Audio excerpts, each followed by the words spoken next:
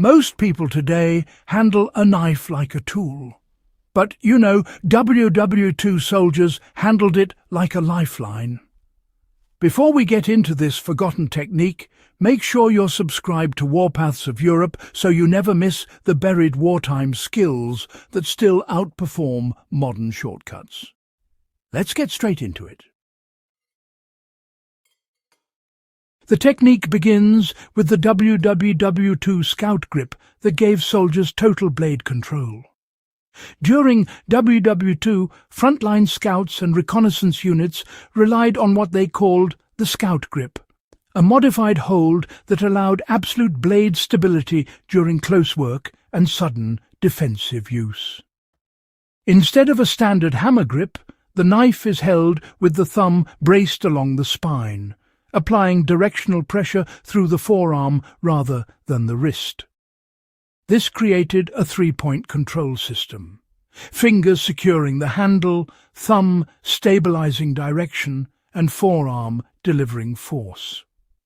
The advantage was consistency. Whether cutting rope in the rain, shaving tinder under stress, or working in tight trenches, the blade behaved predictably. You can use this today when carving tent stakes, notching wood for traps, or processing small game. The control minimizes slips and reduces blade chatter, which honestly saves time and prevents injuries that matter in any field setting. The method uses angled pressure cuts that reduce energy use and protect the edge.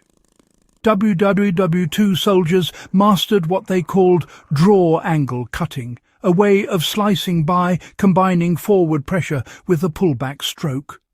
Instead of pushing straight down, they let the blade glide diagonally, allowing the steel to do the work.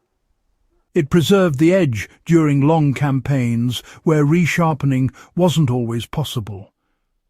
Modern bushcrafters can apply this when cutting cordage, stripping bark for fire starters, or preparing food on long treks. The diagonal motion reduces resistance and gives you cleaner cuts with less fatigue. This also keeps your knife sharp longer, which is really the entire point of carrying a dependable blade in the first place.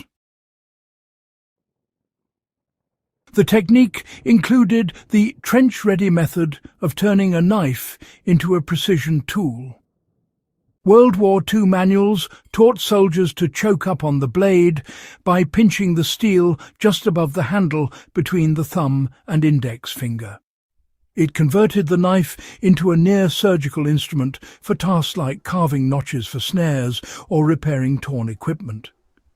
Troops used this grip in muddy, cramped conditions where fine motor control was, really compromised. Even today, it's useful for making feather sticks, fine carving hardwood pegs, or performing gear repairs when your hands are cold or gloved. You gain micro-adjustments that simply aren't possible with a full grip.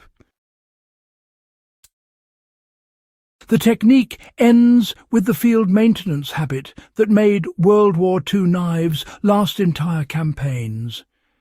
Every evening, soldiers wiped the blade with whatever oil was available: gun oil, cooking fat, or even candle soot mixed with grease.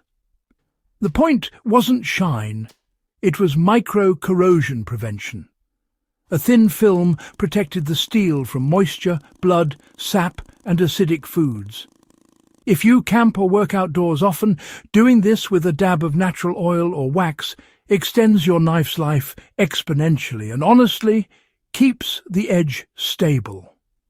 Even stainless blades benefit, since corrosion at the micro level dulls edges faster than cutting ever will.